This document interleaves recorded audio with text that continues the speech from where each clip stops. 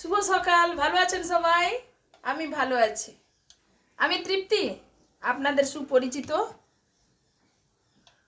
একদম কাছের দিদি তৃপ্তি। এই যে দেখেছেন সংসারের কি কাজ, একটা শাড়ি আয়রন করছি। শুধু শুধু নিজেকে শুধু কাজ করতে হয়, নিজেকেই শুধু করতে হয়।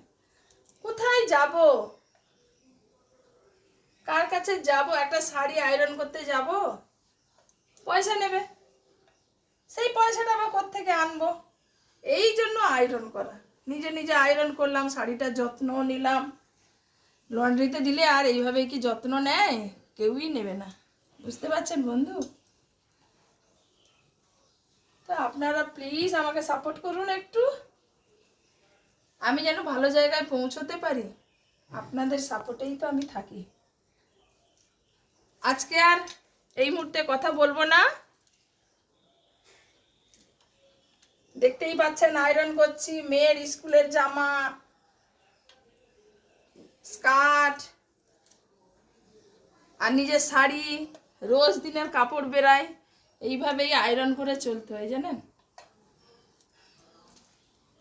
কি করব, সংসারের কাজ সবই করতে হয়। ভালো থাকুন বন্ধুরা, আবার পরের ভিডিওতে দেখা হবে।